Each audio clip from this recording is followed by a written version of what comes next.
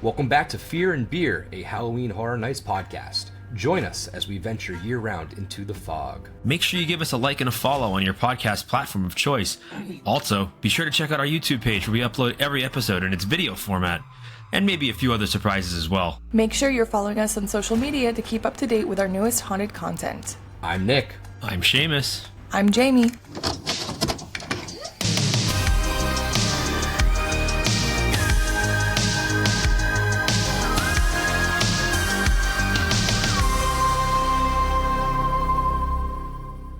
HHN is coming. I don't know, that was like the only sort of Game of Thrones referencey thing that I knew. I know winter's coming, but I guess Horror Nights is coming. We're talking about the last announcement of the originals. We recorded on Thursday last week knowing that, well, Friday was probably going to be something else, and wouldn't you know it, it was. But instead of pushing off recording to a Friday night, we just did Thursday. We said we'll talk about it next week, and here we are. We don't have a lot to talk about. We're going to talk about that a little bit. We're going to dive into maybe some of these monsters we're going to see. I pulled a little list of weird Nordic monsters that I'm probably going to mispronounce. So if you're into those episodes that I can't pronounce words correctly, this is the one for you. We'll also kind of dive into the announcements of the originals last year versus this year. I'm kind of curious to see the gauge of excitement versus last year. I can't necessarily 100% remember how I felt about everything last year, but I can try my best to figure it out. So that's what we'll talk about. It is me and Jamie tonight. We are running together. Seamus is on a little break. I think he's getting some beverages off mic. So we are going to cover the beverages on mic. But other than that, short, sweet episode. We can kind of theorize tickets and stuff. I would be surprised if we don't get something next week. I really would, but we'll discuss that. And happy 4th of July. I hope you are all celebrating by watching Jaws and drinking Narragansetts, because that's how I like to celebrate my 4th of July.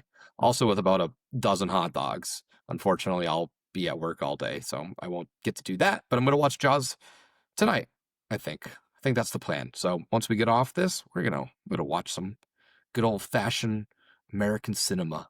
So that's what we got. As far as beer, I was gonna go get some new stuff, and I didn't. So I'm gonna crack into something that I had a couple weeks or a month ago, whenever it was. But this is the Sixth Man Lager. It's from Crooked Can. This is obviously inspired by the Magic, the hometown team, and this is the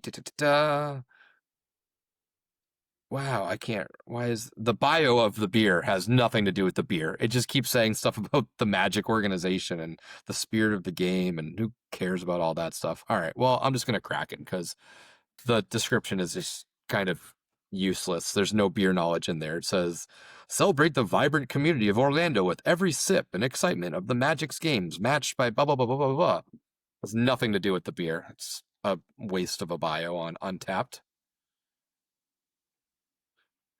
I thought you were chiming in, Jamie. You moved into the mic. Yeah, to say that if anyone sees me, whoever watches these video-wise, if I keep looking back a lot, it's because I'm watching my suspicious little doggy on the bed behind me. I can see him. It looks like he's making the bed. He is making the bed, indeed. He's mushing around in there. He is. Yeah, I unfortunately do not have a beer tonight. It's a Chick-fil-A cup. It was lemonade, but now it is good old H2O. Not bad. It's a pretty basic lager. It's light. There really wasn't much head on it. The Orlando Magic beer? Yeah, it's fine. Orlando Magic beer. It's a very basic lager. I think I had this at the Amway Center. I think they were selling these at some games and concerts and stuff like that. So I had it there before, and then I did pick it up at Publix, I believe it was. So yeah, so that's that. So I guess we can just jump right into the main segment. The announcement last Friday, we got it. This is not Vikings. We kind of were hoping it's Vikings, but more, I just really wanted that world to play with, the Norse mythology and stuff like that. I think we kind of teetered towards Vikings just because we're sort of following the trends of taking these older properties and zhuzhing them up a little bit. But we got something kind of out of left field, and I still like most of the originals, other than maybe Hatchet and Chains, I feel like we're going in still blind-ish. Like we have an idea, we have the name, we have the key heart, but we don't have like a super definitive, like I know the vibe of this house, I know what's in it. Right. And I really like that. I like I do that. too. I'm still going to be surprised. So let's get into it. Galkin, which kind of sounds like a setup for like a D's Nuts jokes. Like Galkin these Galkin? nuts. Reminds me of gherkin, like gherkin pickles. Jerking your gherkin. Not quite that, but that's who I guess. So we'll start the episode with Galkin. I'm assuming that's how you say it. I have no clue. I don't think there's thought so, anywhere to too. check, but that's what we're going to run with. So Galkin, monsters of the north. In a remote northern village, a wicked being rises from the dead, bringing a horde of monsters and demons from the fjords to wreak havoc on the townspeople. You'll face icy, horned, winged, and wolfish fiends that gradually merge into one giant horror. Then you'll try to escape the belly of the beast. Sorry for the pause. I had to sneeze. I was trying to push through that passage, but I didn't get there all the way. So, fun, interesting. The whole northern village is giving me Dead Man's vibe, being that like the whole village sense. I hope that's the kind of vibe we're going with. I did have to do two little searches. So just from the name and that little passage, the term Galkin is an old Norse word for monster or fabulous beast. It is often used to describe creatures that are half human, half animal, or otherwise fantastical in nature. So it feels like it doesn't help me too much because the tagline Monsters of the North kind of gave me that. So it's like monsters of the North. Kind of like last year, Monstros, the monsters of Latin America. Right. It gives us like both terms of it, which interesting. And then I had to look up what the fjords were. So the fjords of Norway are long, narrow, deep inlets of the sea, categorized by steep mountains shaped and U-shaped valleys. They are defining features of Norway's west coast resulting from the glacial erosion during past ice ages. Yep. Who knew we were going to learn so much on this episode? History facts. I like it. Right? History, I knew what a geography. fjord was. I was familiar with the word. Kinda. I remember hearing it. I wouldn't have been able to tell you what it was. No. So, I guess what were your initial thoughts when you saw this? And I guess we can kind of talk about the key art a little bit too, because it's pretty cool. I don't know if it's the best of the season, but it was really cool. It's got what you referred to as what's the thing from Garaka? Frozen Empire? Garaka. It looks just like Garaka. Garaka That's all I can think of also- when I look at it now. Also reminds me of Hela from Thor, which we'll get into that a little That's bit what you because were Thor saying, yeah. obviously pulls a lot from the Nordic traditions as it is pretty much just that. But it reminds me of Hela because she's also paired up typically with a wolf that is some representation of the coming of Ragnarok, but we'll get into that. But it's got this cool purplish kind of look. It's now that I know what fjords are, when you look in the background, that's kind of what it is. It looks like a little valley with the river running through it. There's also trees that have snow on it. And if you look at the very top of this longer one, I can send it to you, Jamie, but it's like you have northern lights on the top of that's cool. the image as well. So yeah, while you talk about it, I'll send it to you, and then I guess initial thoughts, and we'll go from there. Yeah, well, as Nick mentioned, I did think that it looked a lot like Garaka, the monster that they had on the key art image. But the way you were just explaining the fjords and stuff like that, and only kind of skimming and looking up Galkn, kind of like you did creatures, beasts, stuff like that, I do think this has the potential to be a very, like, whimsical, kind of like giving goblins, giving dueling dragons a little bit, still have that, like, I don't want to say Renaissance-esque, but it'll be nice to see a different era, I guess you would say, or a different urban folklore or that type of folklore or whatever the Galkn falls underneath. It'll be fun to see in a house. I wouldn't say it's my most anticipated original out of all of them we had, but it'll be something different. I think for me at least, who usually isn't really into the Nordic mythology and stuff like that. Yeah, it's definitely moved up the list a little bit. I think now that I'm looking at the key art some more, I'm like, oh, we're gonna get like hopefully this like foresty atmosphere, the That's what northern I'm lights. If you could play with that with the lighting in the house, that could be really cool. I can't come on here and lie and be like, oh, I know so much about Norse mythology. This is my favorite. I know nothing. I don't know. I know it's kind of cool. Anything that I know is from the Thor movies and the Thor comics and Marvel. I never watched Game of Thrones. I don't know if that ties into Nordic traditions at all, but Me either. I'm minimal at best. But the key art is really cool, and the descriptions kind of give me a lot of hope for this. It is funny that we talk about trends in Horror Nights so often that this is kind of like the Nordic Monstros. Instead of giving us Monstros 2, it's like instead of moving, we're moving from like the Latin cultural monsters to Nordic. I hope at some point, like, I do like this tradition. I don't want to keep doing like what Hollywood does where they just do Monstros for the third time this year. It's the same region. I would be okay if we did some sort of monstery, urban legendy kind of thing of different cultures and bounced around for a couple years. So if we did something like next year with like Japanese folklore or something like that, I think that would be really cool. I think that going from country to country gives us enough variety where it doesn't feel too stale. You could do a whole bunch of different stuff every time and it not be like, okay, here it comes, there's another monster's house or whatever. It's same, but different. Right. So I like well that. said. The 4 little Norse things that I picked up when I searched like famous Nordic monsters or whatever. And here's the time where we're gonna mispronounce a bunch of stuff, but Fenrir, Fenrir, Fenrir, Fenrir. sure, Fenrir. Fenrir. Yeah, that's who I think the little wolf is, because it is a monstrous wolf in Norse mythology, a son of Loki, and a giantess.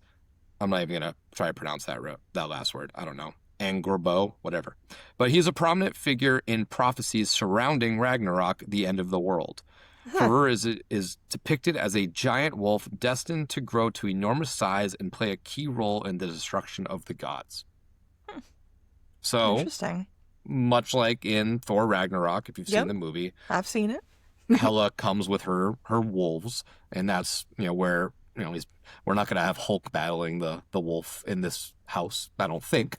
I don't know if Hulk is canon to Nordic traditions, but that is who I think that little wolf is. So I think that'll play a big role into it. Obviously, that's the one that kind of is most alluded to just based off of the key art. The other ones are more or less just popular in Nordic mythology, so who knows if we'll see them. But this one, I have no. Jormungandr. It's like a J-O with the 2 dots. Rmungandr. Jormungandr. I don't know.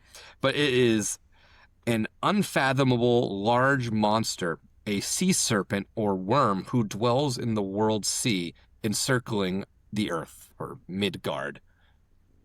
I don't know if we'll see this giant sea serpenty thing. I hope so. They sound pretty cool. Yeah, I mean, the fact that there is a little bit of water in the key art, this is one of the more popular, and it did say in the description, a horde of monsters. So I would assume some sort of variety. If you look at like Monstros, you had the breakups. I don't think it's going to be as broken up.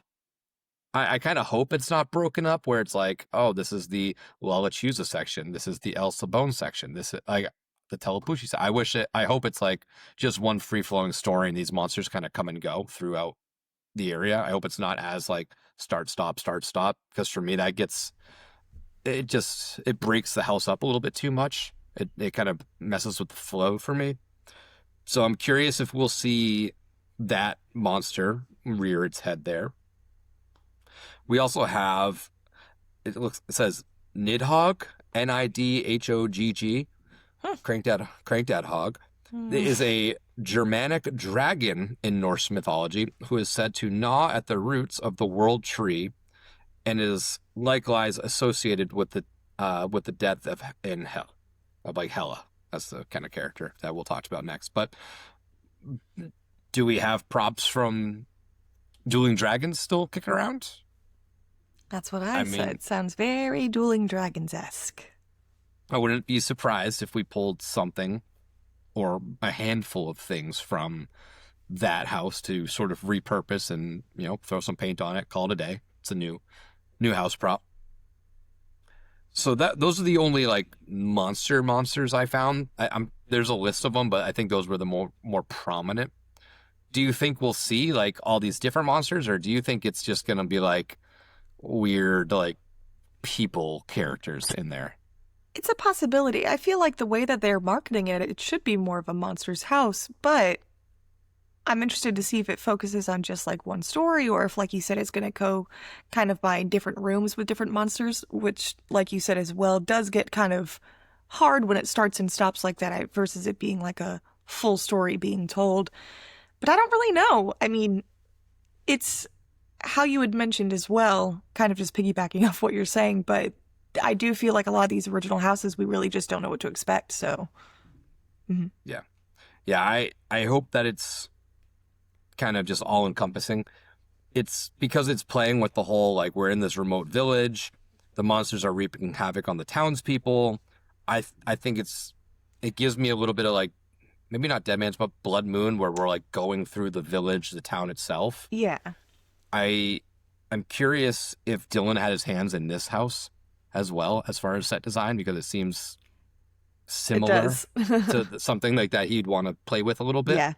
So that could be an interesting thing where it's mostly these characters are like the townspeople, and we might get some like big like puppets or static creatures of the monsters. Mm-hmm. So I don't think the monsters are going to be able to, or I don't think you'll be able to replicate the monsters as a scare actor in a costume. Right. Mm-hmm. I think you need to have some scale there. So I don't know how they'll play with it, but that's what I'm thinking. And then the last character, obviously that person that's on the image, it reminded me of Hela. Obviously she's got like the little horns on her head and stuff like that. But Hela is the kind of female of Norse mythology who presides over the underworld, and she kind of receives a portion of the dead. She's also a big cause of Ragnarok and kind of the death of the people. She gets more souls in the underworld, and that's kind of her gist. So I kind of think it might be her. I feel like it's just going to be Ragnarok, like Thor Ragnarok. Like, I was just going to say, I feel like you're real hyped up for having this be a Thor house right now. I'm pretty sure this is Ragnarok. This is Thor Ragnarok. Because I could see her being the one that's coming to this town and summoning the monsters to kind of put an end to whatever this village is. But, so that's that. So are you excited for this one? Where, I mean, if you had to, we don't really rank stuff until the very end towards our 1 week until HHM Podthon, which is quickly approaching. But is this going to be one that you're like, I want to go see this now? No, probably not. No? No. This is up kind of there right for in the me. middle for me. Okay. Mm-hmm. Yeah, I'm excited for this one. I think this is in the back area. Okay. I think this might be at the tent where Monsters was last year, which I'm curious of because that house was the cold house to a sense last year a little bit. They had like the snow falling. I'm wondering if like when they built that tent has like bigger AC units. I wonder if that's where they're going to like keep housing colder houses so they can, I just don't know if that's like the infrastructure in that.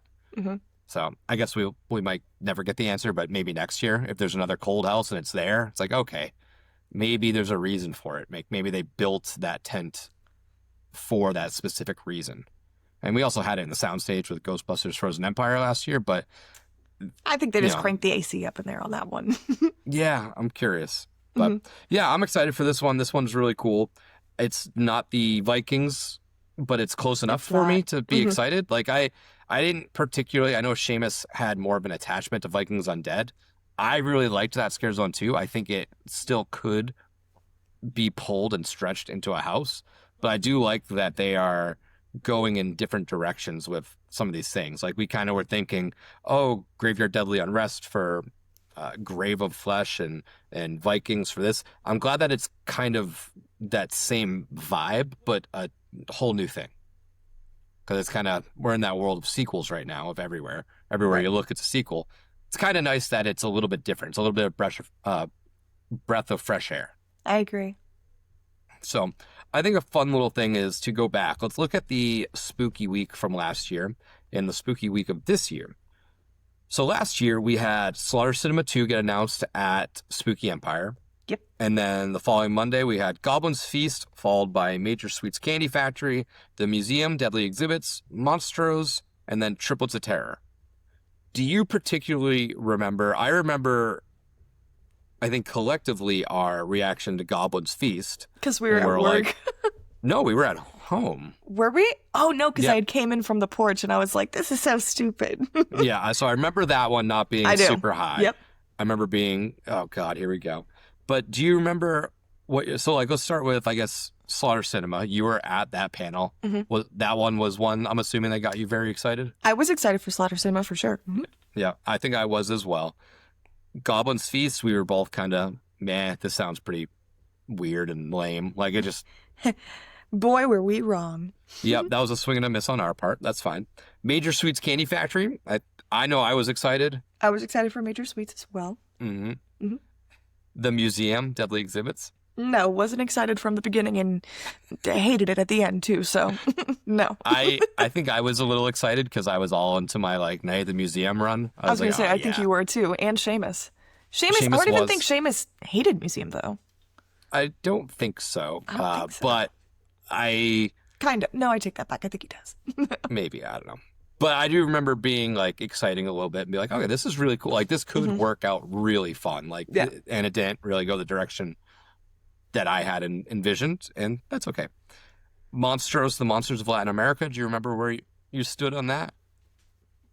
I was excited for Monstros because I had previously, from the year before, seen when Hollywood had the Monstros, and I thought it was really cool and was really excited to see them convey it here in Orlando to see if there was going to be any similarities, if it was the same setup. And I feel like the only difference really was the El Muerte was not a static figure at the end. He was actually like a real caretaker through the person. graveyard, a person. So Yeah. that was kind of the only thing that did it for me. But I ended up enjoying Monstros. I did, really. A lot of the puppeteering and designing that they did for the costumes and the different scare actors and the way the stories were being told, going room by room. I know we just said that sometimes we don't like that in houses, but I feel like for this it kind of worked because it was still all the same style being used through the house as well. So that kind of made it flow a little bit better. I remember being excited. Yep. I don't think over the moon. I think I was just kind of in the middle. It's like, this sounds pretty fun. It's been done in Hollywood, so I'm more excited to see like what the change is. I didn't get to see it obviously in Hollywood, but I was excited to see that kind of interpretation. And then we had Triplets of Terror, which the key art did zero favors for last year. But I think you were initially excited off the get-go. I was. Everyone was hating on it. I was excited for it. I was like, this looks pretty cool. I remember being less excited than you were, but still like, oh, this sounds pretty cool, just because I was like, oh, this is like original slashers. It's like a birthday party. Like, that's kind of cool. That's interesting. I don't know if it necessarily paid out 100%. I really enjoyed the house still, but I don't think it hit everything I wanted it to 100%. But I remember being like, okay, it's interesting. Now this year, we'll do the same thing, I guess, and then we can kind of compare as whole. El Artista, again, you were at the panel. You were very excited, I believe. I am excited for this one. Like we had mentioned in the previous episode we did, I feel like I just like a good old like haunted house. And I know that it's a Spanish haunting, and even though the art pieces and the paintings and everything are supposed to come to life, just being in that home setting, I know we mentioned it too, so I don't want to harp too much on it, but I just feel like it's going to be such a beautifully done house, and it'll be really cool to see where we go with Sergio and his character and seeing the different creatures and kind of paintings and pieces of art that they had at Spooky Empire during the panel on the screen looked really, really cool and very detailed as well. So I am looking forward to this one. I think this one's a little bit higher on my list, actually, for hypothetical list. Yeah, I was pretty excited about this one. The story is what sold it to me, the whole mad artist and the paintings coming to life. And I think because we heard so much in-depth stuff about this house, it kind of got like an unfair advantage. It got like a leg up on everything else, like even last year's stuff. I didn't hear everything in particular they said about Slaughter Cinema at the panel. Maybe they went as in-depth. I don't think they did. Did they go as in-depth? As like, because in this one they had like Ramon showing off all the key art, saying all the different kinds of scares that are going to be there, saying for who Slaughter was Cinema. involved. Well, they did that for They did it for this one. year. Yes, correct. Did they do that like as in depth last year for Slaughter Cinema, being like to an extent they had. I mean, they had the Heavy Metal Hell skeleton guy come out. I think they had one other character come out, and they showed some key art and stuff like that too. Mm-hmm. But I wouldn't. I think this panel lasted longer than the last one, so maybe they did add in more this time. Mm-hmm. Okay. But yeah, so I mean, I'm excited, but I think I know more about this house because they've talked about it. So unfairly, it's pretty high because I have an expectation of who's involved and everything like that. Hatchet and Chains, Demon Bounty Hunters. I think you were thumbs down. You're not a fan. Not excited. No, I am. You're being a Hatchet hater. and Chains hater. Just not like like I've said before. I mean, I just. Out of all of the different Slaughter Cinemas, Slaughter Cinema 1 and Slaughter Cinema 2 they could have picked, I'm just very surprised that they chose Hatchet and Chains. The reception must have been better than the runs I had through the area of the house, specifically for myself. But, I don't know, I just feel like there could have been better ones, and I'm just surprised, too, that they did it back-to-back years. Yeah, well, we kind of got Yeti the year after Slaughter Cinema 1. It wasn't the same kind of Yeti, but it was still I was a gonna Yeti. say, yeah, that's true. But So. I was excited for this. I'm glad that it's like we had this like really beautiful gothic like Spanish atmosphere, and then we completely switched genres to Western. I was like, okay, this is a year of kind of variety. Is I know immersive was the big word that they harped on during the spooky panel, but I also think variety is a big discussion point for this year because these are all very different in my opinion, which is nice. So I'm excited for that. Dolls Let's Play Dead. That one for you was probably, I would assume, your top or close to it. It definitely is. I'm very excited for this one. Yeah, I was excited for this one. I think I'm more excited based off of what I have in my mind. I think this is, I don't know if I'm going to play tricks on myself again this year, but like the key art looked pretty cool, but it didn't tell you too much. I think the tagline is not the greatest. Let's Play Dead. Like I think there could have been a cooler name in there if they fleshed it out, but it's fine. I am excited for it. I'm very curious about it, but it's, again, we'll talk about it in a second, but I think it's pretty good. Grave of Flesh, where does that land for you? Kind of maybe in the middle, I guess. Kind of forgot about it. I was, when you were talking earlier, I was thinking in my head, counting back the originals, and I was like, what am I missing? And it was that one. So I feel like that's the common consensus right now. I think this one's sort of like the least amount that we know about is from this house. It also is kind of generic in name almost. The key art has a cool character, but it also doesn't give away a lot. Again, pretty much we're dying and going to the underworld and being attacked. Like it's pretty, as far as storylines go, pretty basic. I know that's not what it's going to be in the house, but as of right now, it's pretty much at that level. So I'm middle excited for Grave of Flesh, and then of course Galkin, which we just talked about. Where does that land? I mean, excitement level on a 1 through 10. Higher than Hatchet and Chains, I guess. I'm pretty excited for this one. This one I think is going to be really, really fun. So when we look at the stuff from last year versus this year, do you think you were more excited last year about these or this year? Last year. Okay. To an extent, when I look at it like this, like I'm really, really excited for Dolls. I think El Artista is going to be really fun. And then it's just like the others are just kind of like sitting on the back burner for me, like Galkin, Hatchet and Chains, and Grave. I forgot again. Grave of Flesh. Yeah. I personally think that I'm really poo-pooing on Hatchet and Chains, as Seamus will say, but I think I'm going to end up enjoying the house a lot, so I might take that back. Yes, you But I feel like 3 out of the 5 houses I'm excited for, and then last year, Major Sweets, I was really excited. Slaughter. I drew a blank. I'm sorry. Yes, Major Sweets, Slaughter, Triplets of Terror, And Monstrose. Monstrose. I was excited for. So that's what we had 6 4. originals last year, or 5. 6. We did have 6 last year. Yeah, and then we had Museum and what the hell was the other one? Goblins. Goblins. Yeah. So I mean, I ended up really enjoying Goblins. Museum, and didn't really care for it that much. Monstrose was a little underwhelming, I guess, but I did still like it. And I mean, it's 3 compared to 4. You know, it's really Yeah, not too much of a difference, I would say, in excitement levels. Kind It's of tough even. to say. I think I might have been more excited for last year because I was excited for Slaughter. I was excited for Major Sweets. Yep. But again, those are 2 properties that I sort of had a more idea of what I was Yes. getting. I was excited for Museum. I was excited for Monstrose, and I was in the middle for Triplets, but I was excited still.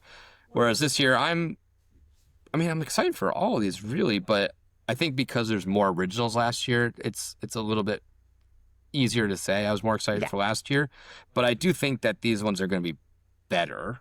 I have higher expectations for these ones. What if you had to pick out of these 5? So we have 2 examples, I guess. So what do you think is your Goblins, which would be one that you might not be very excited about, but you think will actually end up being really good? Hatchet and Chains. That's your Goblin? Yeah. I think mine's Grave of Flesh. I Grave think of Flesh. That's what I was going to say. Kind of like Goblins and Darkest Deal. I feel like both of those I sort of was like, I don't know glad you anything mentioned about this Darkest house. I don't know what is like in here. I don't know what's going to go on. But I think it's just going to, at the end of the day, be a pretty strong house.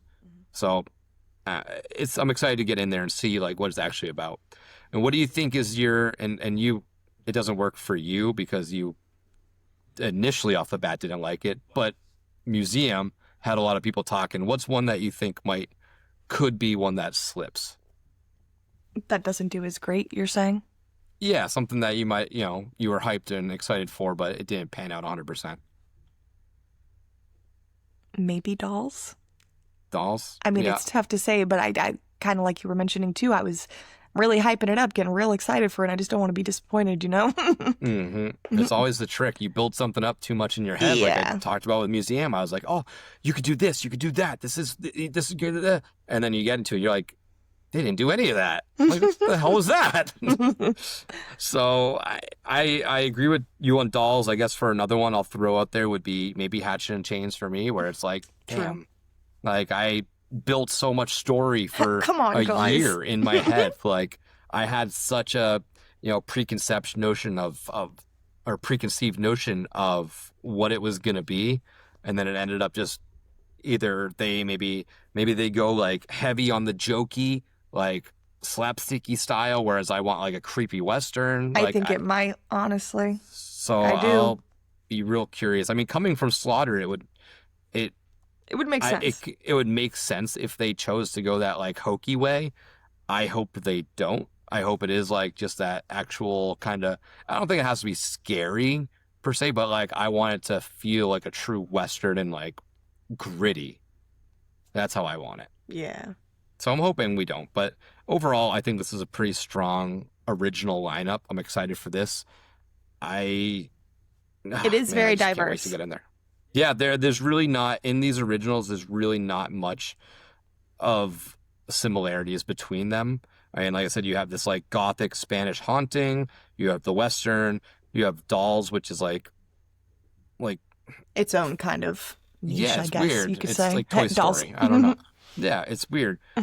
Grave of Flesh seems like, it gives me like very old school vibes, like Underworld, Dead. Like I feel like there's just like butt rock playing in the background. I feel like you would see a dude like that's like in his 50s, balding, crushing like a Miller Lite, wearing a Grave of Flesh t-shirt with the arms cut off. And then Galkin is kind of this like, you know, folklory, mystical style house, which is, again, nice variety. So yeah, so those are the originals. That's Galkin. That's what we talked about, or that's what we've had announced for us so far. So excited for that. So before we sign off, I know this is a little bit of a shorter one, but we did just recently upload our HHN 34 homework video for Friday the 13th. So if Nick you have did. not yet, Nick did, I did, me, third person. If you have not seen that yet, or you don't know what our HHN homework series is, it is on our YouTube page. You can go on there. I'm doing my best when IPs get announced to kind of give you a rundown of either that movie or that franchise, a little history lesson of what you might see, some of my favorite moments based off of what we're talking about. So for Friday the 13th, I talked about every single movie. I talked about my top 3 favorite Jason actors. I talked about my top 5 Jason kills. I talked about which movies you should watch if you want to have fun or maybe have a better idea of who Jason is in this house. We talked about the rights issues. I had to record it twice because the audio didn't work the first time. So this took a lot of work. It was like it's like a 30-minute video. So I was surprised on the length of it. So let me know on the YouTube video, comment on it. Let me know your feedback. I think there's a couple fuck ups in there, which I didn't feel like changing after I'd already kind of touched it up 2 or 3 times. And then I was like, all right, it's good. And then I'm like, yep, I fucked this one up. I messed up like a Roman numeral on one of the I think Jason 6, I put it as like IV instead of VI. It's okay. Yeah, but you guys better go watch it and you better like it and tell Nick how much you appreciate him doing all this work for you during the off season. Jamie, what was your favorite part of that video I did? I haven't watched it, but I got to hear it being made, so. I know you didn't watch it. It's okay. As soon as Jamie came on the podcast, she no longer needs to consume it. No, I don't. I'm more. So I don't even really listen to podcasts like that. Yeah. So Let alone my own. That's out there. We will keep that trend rolling once more IPs get officially announced, because we have 5 nights, but I'll wait until it's officially announced as a house. Yeah, come on, buddies. I'm waiting. Plus, it gives me time to research these, because it does take a lot of work on my end to kind of take notes and figure all this stuff out. But we also have Shutter Sundays kicking back up. Our last one we put out was Dead Silence, which was pretty fun. Really good one. So check out our Shutter Sundays. For the month of July, we just announced our lineup. We're going to be going over Cujo, Prom Night, Lake Placid, and The Ruins. A lot of Nick movies. Yeah, I picked all these ones. I was going to originally do all like creature features. And I was going to do like Crawl and Piranha or something like that. But I felt like Lake Placid and Crawl were too similar. So I just decided to pick other kind of classic-y. And Ruins is fun. It's like a 2000s movie, which is Don't think I've seen The Ruins. It's pretty fun. Maybe. So we got that coming up for you. Keep an eye out. We should be releasing our t-shirts soon.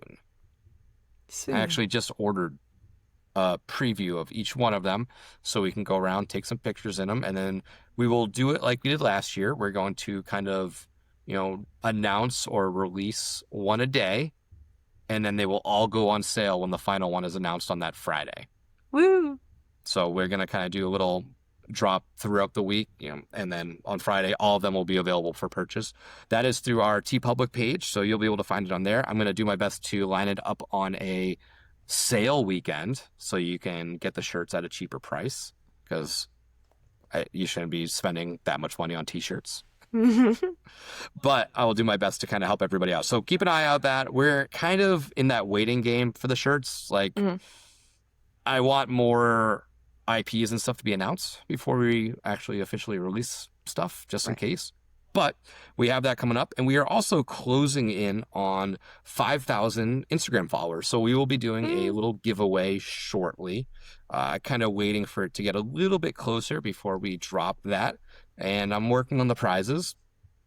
I don't know exactly what it's going to be yet. Probably some shirts and koozies and buttons and pins and stickers, and I might throw some Universal gift cards in there, something fun to There's one make cool people thing want to enter. that I haven't mentioned to Nick that I thought we could give away too, but I'll tell him after the episode. Oh, okay. All right. We'll talk about it. Something we have multiples of. We have a lot of knickknacks that we Yeah. we usually just give away because we don't need this much crap in the house. So, But it's cool stuff, I promise. yeah, it's very cool. So we'll figure that out. But keep an eye. Tell your friend because the faster we get there, the faster we can do this giveaway. Yeah. But man, yeah, there's a lot going on behind the scenes at Fear and Beer, Shutter Sundays, Halloween Horror Nights, homework, T-shirts, 5K giveaway. We're also trying to line up some cool episodes for our 1 week until HHN Podathon. So, sorry for this one being a little bit shorter, but we got a whole lot of stuff coming your way. That's and for we sure. wanted to check in with everyone. Yes, and we are closing in. Horror Nights is next month. I know, which is crazy Technically, saying it's it. kind No, of technically, definitely technically. I mean, it's false advertising a little bit. I mean, it is next month, but like No, we we have could 2 just say months it's to next go. month. I mean, we have 2 months to go pretty much. So we are closing in.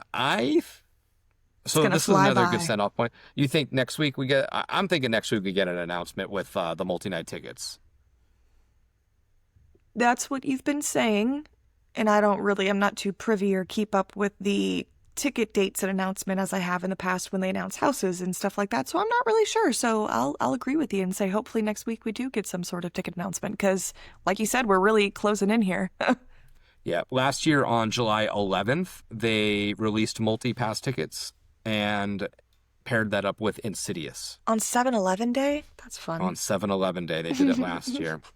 And I believe that was probably a Thursday last year, if I'm not mistaken. So Okay. July 11th was a Thursday. And, my notes app from last year is that was 50 days until Horror Nights. Oh, I fun. don't know why I made that note, but yes. So I'm expecting, I was kind of thinking that anywhere from the 7th to the 9th, but now I think stuff has been kicked around at the 10th because Universal did put out an email to their pass holders that on July 10th, I think at 12 p.m. is when they can log in to select or reserve their free HHN pass. Oh, yeah, I did see that too. So I think that's led people to believe that that will be the day that the passes are also announced, which makes sense.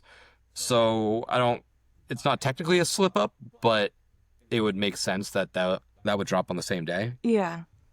So we'll see. I got my eyes peeled on Thursday, so we'll figure it out. As far as next week's episode, that's going to be tricky because I think I have tickets on Thursday night to go see Superman. So we'll figure out if we get an episode out. Is that why you if there dropped your is an shift? announcement.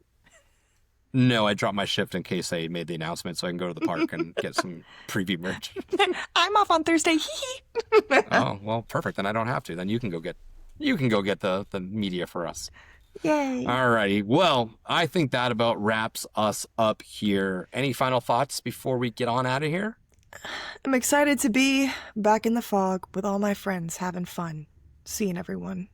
And I could hear Yes. the fireworks Thunder from rolling. I thought fireworks? it I was thought it was from thunder. Magic Kingdom blowing off, or thunder. We'll see. Who knows? Who knows? Well, until next time, this is Nick. This is Jamie. Happy Galkins. I almost said shapes.